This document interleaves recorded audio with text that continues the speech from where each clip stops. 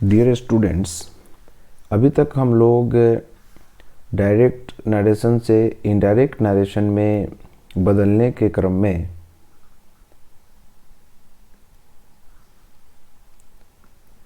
First person और second person का परिवर्तन कैसे होता है इसके विषय में हम लोग अध्ययन काफ़ी विस्तार से कर चुके हैं। बच्चों, आज हम लोग पर्सन बदलने के क्रम में सीखेंगे कि यदि इन्वर्टेड कॉमाज के भीतर में डायरेक्ट नरेशन में यदि इन्वर्टेड कॉमाज के भीतर में थर्ड पर्सन आया हुआ हो तो हम उसे कैसे बदलते हैं। तो आज के इस क्लास को हम लोग शुरू करें उससे पहले आप हेडिंग दे दीजिए third person does not change. इसका मतलब हुआ कि थर्ड पर्सन नहीं बदलता है। बच्चों, इस कॉन्सेप्ट को हम लोग एक एग्जाम्पल से समझें। एक क्वेश्चन आपके सामने है,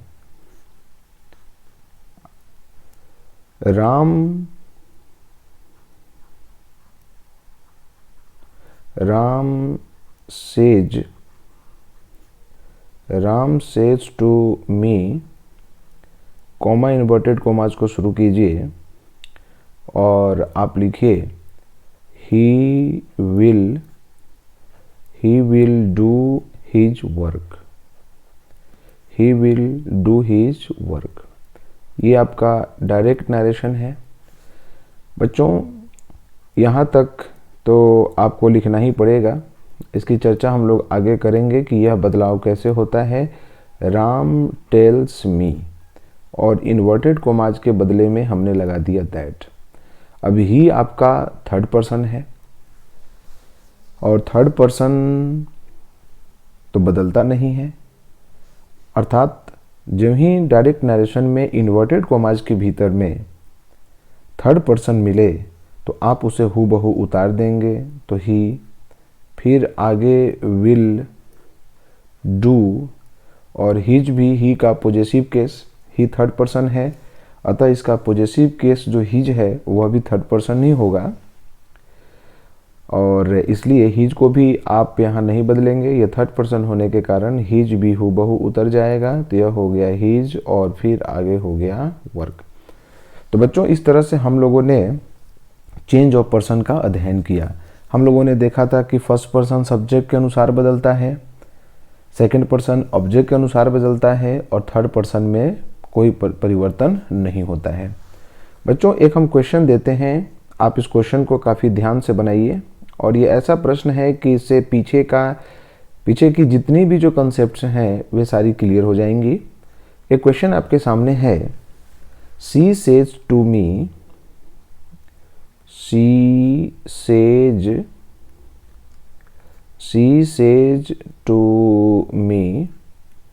कॉमा इन्वर्टेड कॉमाज को शुरू कीजिए और लिखिए I have given you my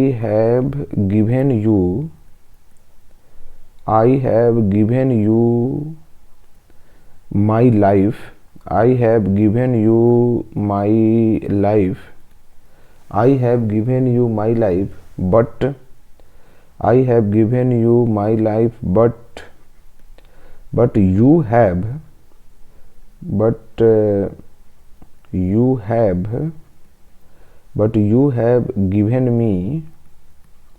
but you have given me only tears. You have given me only tears and so I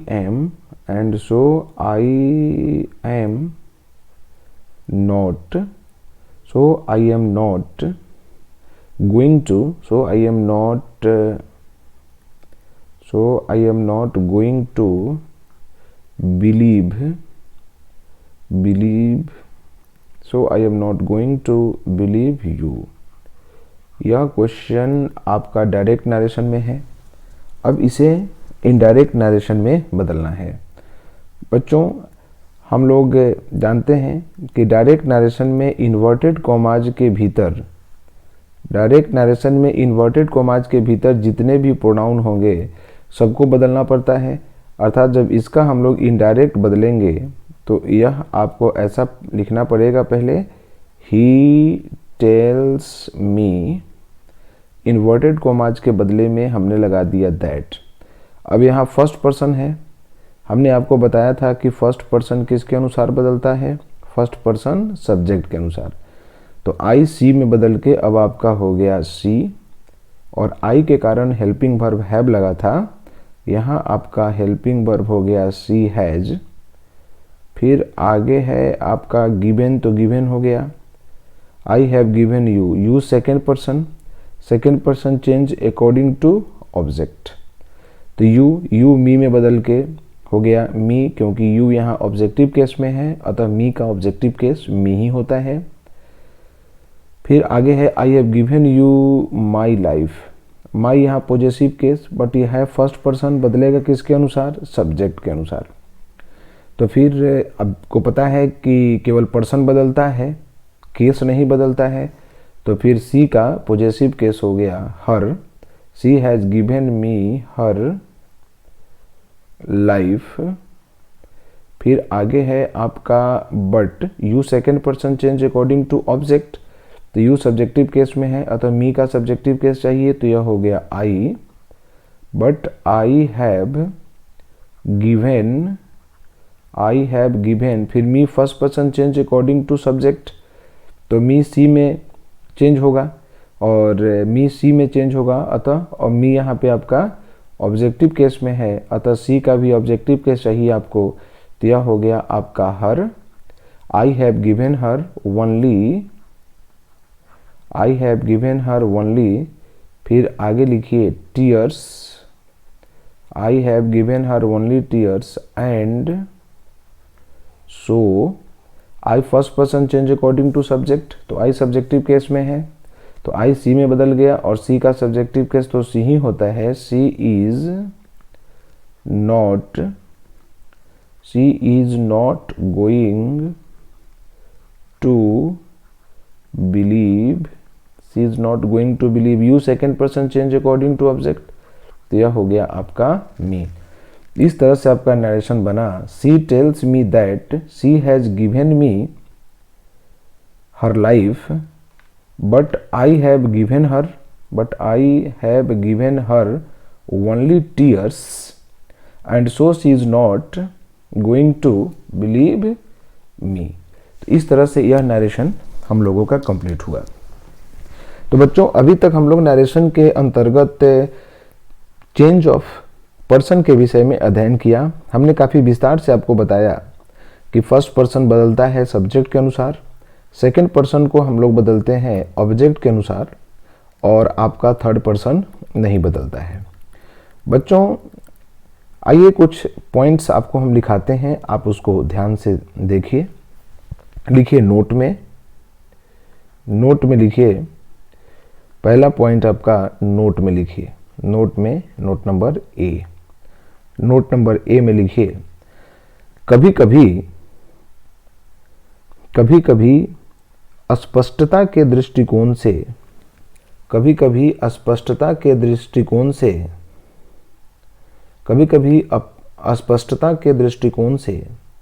उपयुक्त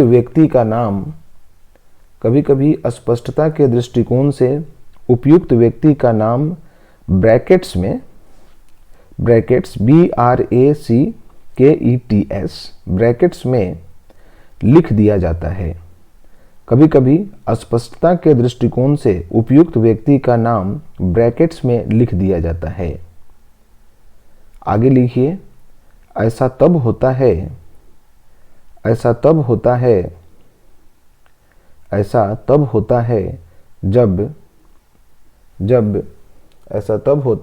जब reporting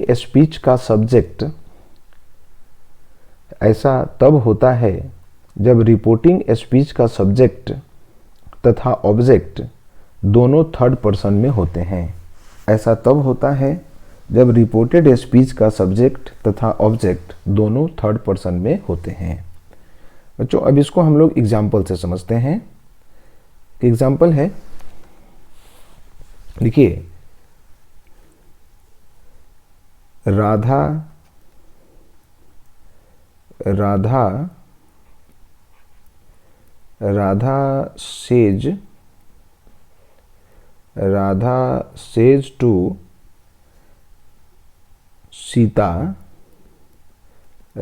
says to Sita, comma inverted commas में लिखिए, she is a good girl. She is a good girl, full stop, inverted commas में बंद कीजिए। बच्चों अब हम जब इसका इनडायरेक्ट बदलेंगे तो यहाँ पे लिखेंगे Radha says to Sita that. Radha says to Sita, अगर आप यहाँ टेल्स लिखे तो ज़्यादा अच्छा है। Radha tells Sita that. Radha tells Sita that.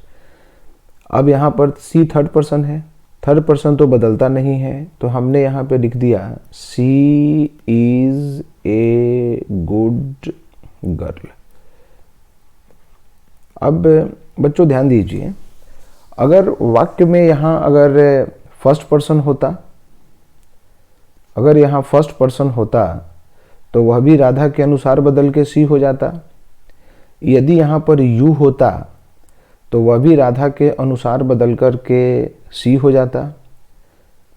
अगर यहाँ पर आई होता फिर भी राधा के अनुसार सी होता। अगर यू होता तो फिर भी वो सीता के अनुसार बदल के आपका सी ही हो जाता। और जब थर्ड पर्सन है तो यह बदला ही नहीं, तो थर्ड पर्सन हूबहू उतर गया। तो बच्चों यहाँ ये पता नहीं चला कि राधा सीता से कहती है कि वह एक अच्छी लड़की है। अब यहाँ सी यह बता नहीं पाया कि सी राधा के विषय में बात कर रहा है कि सीता के विषय में बात कर रहा है। तो ऐसे स्थिति में जब आप नरेशन बनाएं तो आप इस प्रकार का प्रयोग करें, दैट सी। अब यहाँ जिसके विषय में आपको बात करना हो, अगर आप राधा के विषय में बात करना चाहते हैं तो फिर आप ब्रैकेट में राधा लिख दीजिए। यदि आप चाहते हैं कि आप सीता के विषय में बात करना चाहते हैं तो फिर ब्रैकेट में सीता को लिखिए और फिर सेंटेंस को आप कंटिन्यू कर दीजिए, is a good girl.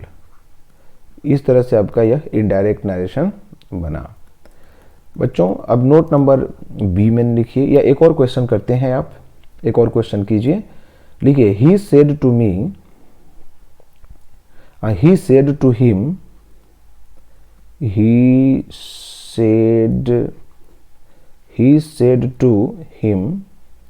he said to him, comma inverted commas को शुरू कीजिए और लिखिए, you are going to my school. You are going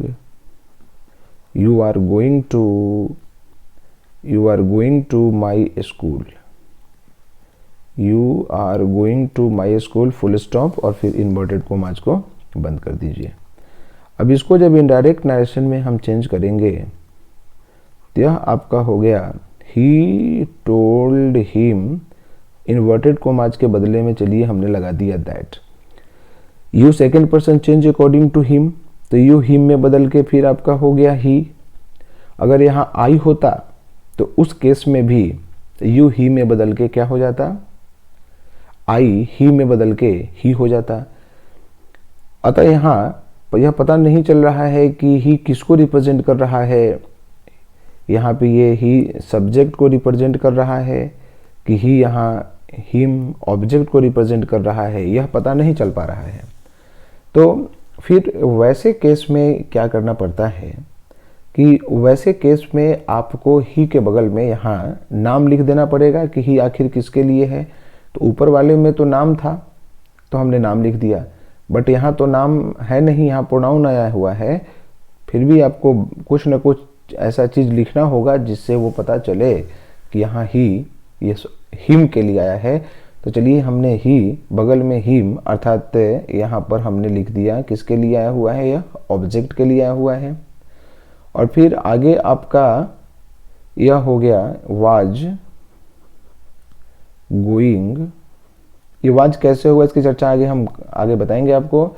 going to, my first person change according to he, अगर ये फर्स्ट पर्सन के अनुसार अगर बदलते हैं इसको तो हिज, और फर्स्ट और माई फर्स्ट पर्सन है तो ही के अनुसार ही बदलेगा।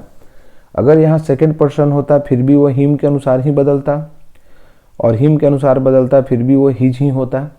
तो यहाँ ये पता नहीं चल पाता कि यह यहाँ पर जो हिज है वह किसके लिए है या हिज किसके लिए है, किसको रिप्रेजेंट कर रहा है।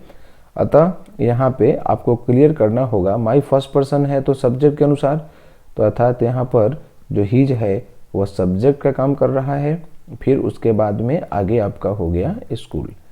तो इस तरह से हम लोगों ने नोट 1 आपका कंप्लीट किया।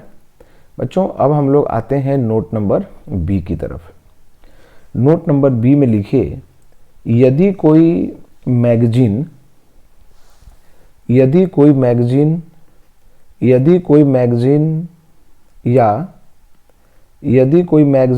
या समाचार पत्र, यदि कोई मैगजीन या समाचार पत्र का संपादक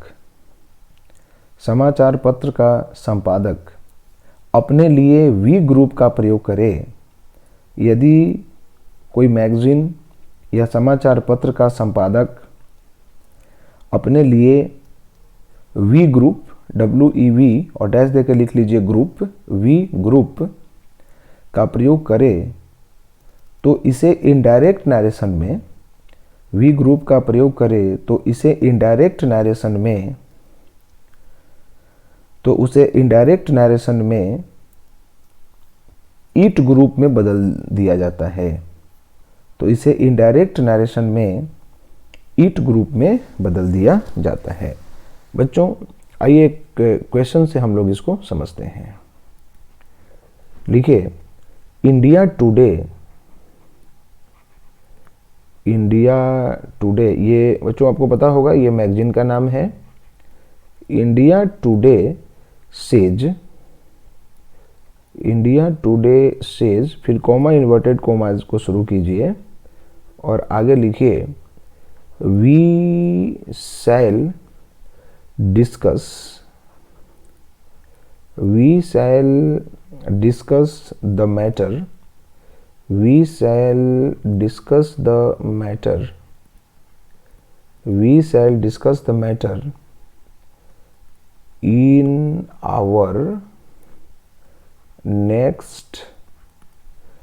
our next issue। Full stop और इन्वर्टेड कोमास को बंद कर दीजिए। बच्चों अब यहाँ ध्यान से देखिए, ये क्वेश्चन है आपका इंडिया टुडे सेज। चलिए तो यहाँ तक तो कोई बदलाव अभी आपको नहीं करना है, आप ऐसे लिख लीजिए, इंडिया टुडे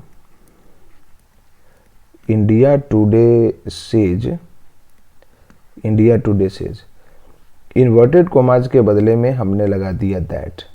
अब देखिए, we first person change according to subject, तो सब्जेक्ट आपका इंडिया टुडे है। अब यहाँ वी इंडिया टुडे में बदल करके दे नहीं होगा, इसलिए नहीं होगा कि आपका यह एक्सेप्शन कहता है कि यदि कोई मैगजीन और न्यूज़पेपर के संपादक, तो इंडिया टुडे कहता है कि हम लोग इस मैटर को अपने अगले इशू में इसको डिस्कस करेंगे। तो हम लोग डिस्कस करने का मतलब इंडिया टुडे नहीं, इंडिया टुडे ग्रुप के जितने भी मेंबर्स हैं, उसके एडिटर्स, फिर और जो भी लोग उसमें कार्यरत हैं, वे सारे लोग इस बात को कह रहे हैं कि हम इस इशू को नेक्स्ट अपना जो एडिशन होगा, जब अगली बार इसको संपादित किया जाएगा, अपने अगले संपादन में हम लोग इसकी चर्चा करेंगे। तो कहीं ना कहीं यहाँ पर वी का मतलब इंडिया टुडे है। तो डायरेक्ट नरेशन में हम वी का यूज़ तो करते हैं, बट जब ही इनडायरेक्ट नरेशन में आएंगे तो यह वी आपका चेंज हो जाएगा किसमें, इट में। और जब इट में चेंज हो गया तो शैल आपका चेंज हो जाएगा विल में, इट विल। फिर आगे आपको लिखना होगा discuss, it will discuss the matter, it will discuss the matter. फिर आगे है इन। अब आवर इंडिया टुडे के अनुसार बदल के देयर नहीं होगा, क्योंकि आपको इट ग्रुप चाहिए, तो इट का पॉजेसिव केस क्या होता है, इट्स होता है, in its next issue, in its next issue. एक क्वेश्चन बच्चों आपके सामने है, आप इसको बनाइए। लिखिए the Times of India, the Times of India, the Times of India, the Times of India says, the Times of India says, comma inverted comma शुरू कीजिए और लिखिए our office, our office, our office will, our office will remain, REMAIN, remain, our office will remain closed, closed, full stop और inverted commas में बंद कीजिए। अब आप इसको इनडायरेक्ट नरेशन में बदलिए। तो जब इनडायरेक्ट नरेशन में हम इसको बदलेंगे तो यह होगा आपका the Times of India, the Times of India says, the Times of India says that our first person change according to subject. But यहाँ पर एडिटर जो है, संपादक जो है, यह अपने टाइम्स ऑफ इंडिया ग्रुप का बोध करा रहा है। तो वैसे स्थिति में आवर का यूज न करके इट, और यह पॉजेसिव केस में है तो इट्स हो गया, it's office, it's office will remain, फिर आगे क्लोज्ड है तो चलिए क्लोज्ड कर दिए। बच्चों एक और छोटा सा पॉइंट है जिसको आप लोग डिस्कस कर लेते हैं, हम लोग इस पर चर्चा कर लेते हैं। पॉइंट नंबर सी है बच्चों, अभी तक हम लोगों ने देखा कि इन्वर्टेड कॉमाज के अंदर आने वाला पॉजेसिव केस भी बदल जाता है। अभी हम लोगों ने देखा कि इन्वर्टेड कॉमाज के भीतर आने वाला जो पॉजेसिव केस है वह भी बदल रहा था। अब आइए इसको एक एग्जांपल से हम आपको समझाने की कोशिश करते हैं। जैसे लिखिए,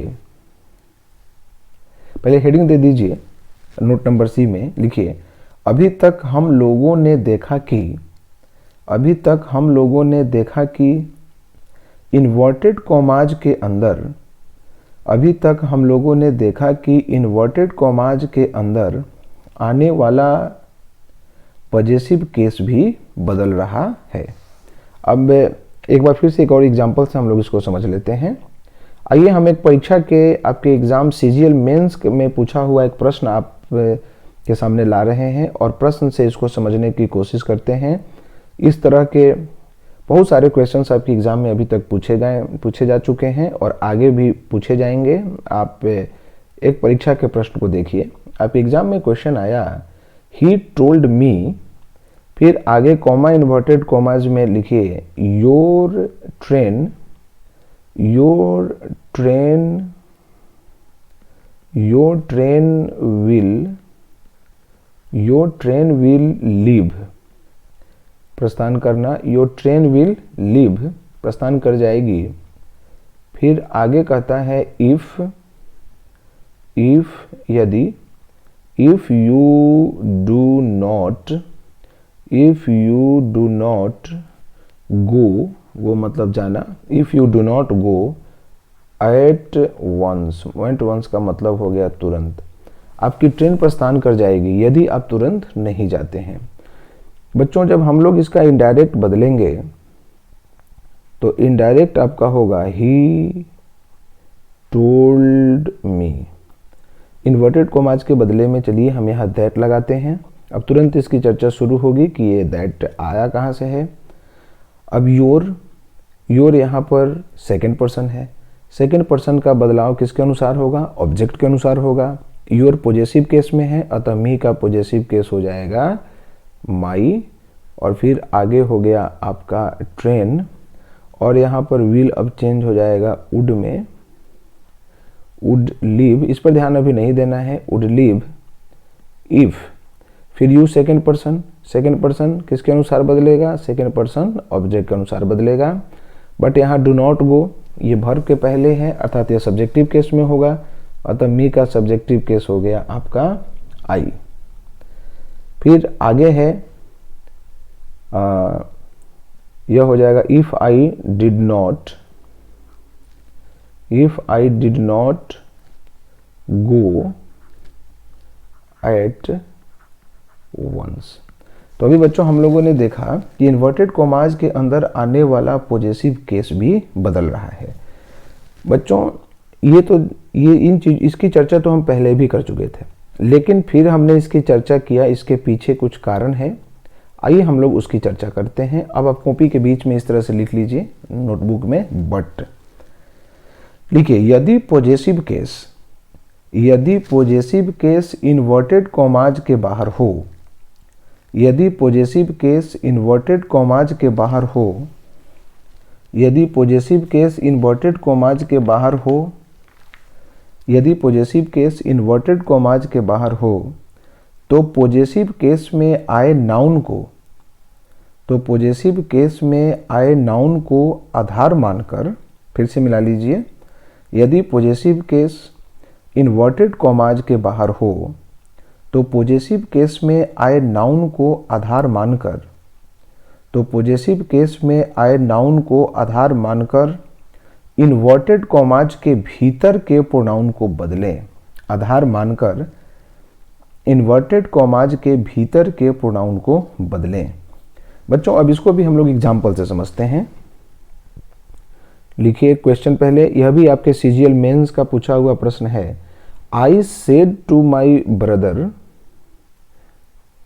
आई said to my brother, I said to my brother, comma inverted commas को शुरू कीजिए और लिखिए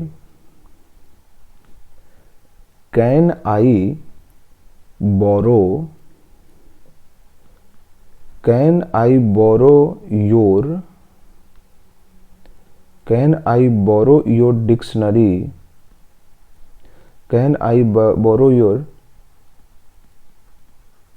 can I borrow your dictionary for one day only, for one day only. ये क्वेश्चन आपके एग्जाम में आया। बच्चों अब हम लोग इसको इनडायरेक्ट नरेशन में बदलते हैं। तो आइए पहले इतना तक लिख लीजिए, I asked my brother, I asked my brother. फिर आगे चलिए हमने लगा दिया इफ। अब आई आपका फर्स्ट पर्सन है, first person change according to subject, तो आई अब आई में बदल के क्या हो गया, आई हो गया। फिर आगे हम लिख देते हैं कुड, इसकी चर्चा आगे करेंगे। फिर बोरो, अब देखिए योर डिक्शनरी, योर आपका सेकंड पर्सन है। अब सेकंड पर्सन बदलेगा किसके अनुसार, ऑब्जेक्ट के अनुसार। बच्चों यहाँ काफ़ी ध्यान रखने की ज़रूरत है। यहाँ अगर इनडायरेक्ट नरेशन बनाते समय अगर आप योर को यहाँ पर माई फर्स्ट पर्सन कंसिडर करके अगर आप बना देते हैं तो फिर योर डिक्शनरी पॉजेसिव केस है, तो माई डिक्शनरी का पॉजेसिव केस हो जाएगा माई। बट अब ध्यान रखेंगे यहाँ माई नहीं होगा। अभी हमने बताया कि जी पॉजेसिव केस में इन्वर्टेड कॉमाज के बाहर अगर भीतर, ये तो भीतर है तो भीतर वाला तो बदलेगा, लेकिन यदि बाहर वाला के साथ अगर कुछ काम करना हो, जैसे यहाँ काम करना है अर्थात इसको ऑब्जेक्ट कंसिडर करना है और सेकंड पर्सन को बदलना है, तो वैसे स्थिति में इसके अनुसार नहीं बदलना है आपको, इसके अनुसार नहीं बदलना है, उसके बाद जो नाउन आया हुआ होगा उसके अनुसार बदलना है। तो माई ब्रदर यहाँ पर क्या हो गया, थर्ड पर्सन, अर्थात माई ब्रदर के लिए हम किसका यूज करेंगे, माई ब्रदर के लिए इधर लिखते हैं हम लेफ्ट साइड में, माई ब्रदर के लिए ही का यूज करेंगे। और फिर सिंगुलर की बात हो रही है उधर, तो सिंगुलर कंसिडर हमने कर लिया है, तो फिर ही का पॉजेसिव केस, क्योंकि योर आपका पॉजेसिव केस में है, आपको पता है कि केस नहीं बदलता है, तो ही का पॉजेसिव केस हो गया आपका हिज। तो यहाँ पर लिखना होगा हिज डिक्शनरी, फिर आगे आप लिख दीजिए for 1 day, for 1 day only। इस तरह से बच्चों आपको ध्यान रखना होगा कि इन्वर्टेड कॉमाज के बाहर अगर पॉजेसिव केस हो। बच्चों एक और क्वेश्चन से हम लोग करते हैं ताकि किसी तरह का कंफ्यूजन न रहे। एक और क्वेश्चन, ये भी आपके सीजीएल मेंस का ही प्रश्न है। सीजीएल मेंस का ही प्रश्न है, आप इसको लिखिए। माई ब्रदर सेड, दूसरा क्वेश्चन लिखिए, माई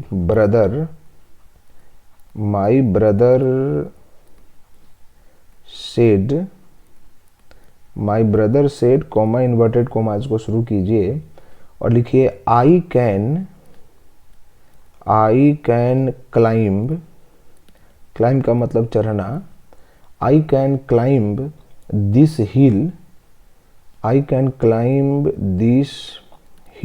मतलब पहाड़ी।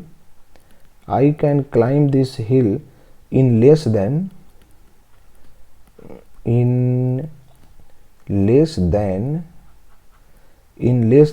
an hour। चलिए इसको हम लोग इनडायरेक्ट नरेशन में चेंज करते हैं, तो आप कोशिश कीजिए। My brother said, inverted commas के बदले में हमने दैट लगा दिया, जिसकी चर्चा आगे होगी।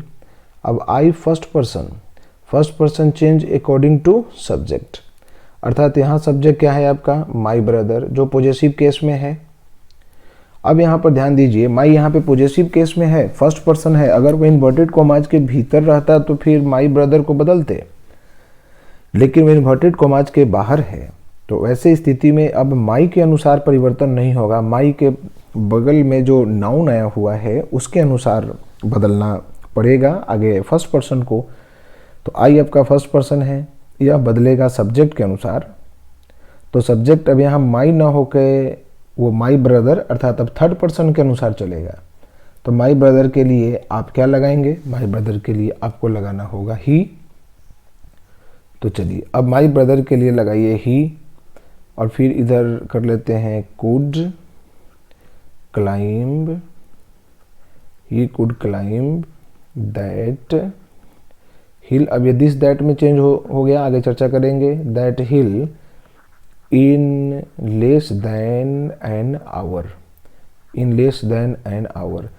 बच्चों तो अभी तक हम लोगों ने नरेशन के अंतर्गत इंट्रोडक्शन का अध्ययन किया, फर्स्ट पर्सन कैसे बदलता है, सेकंड पर्सन कैसे बदलता है, थर्ड पर्सन कैसे बदलता है, और फिर इससे रिलेटेड जितने भी एक्सेप्शंस हैं हम लोगों ने उन सारे एक्सेप्शंस का अध्ययन कर लिया।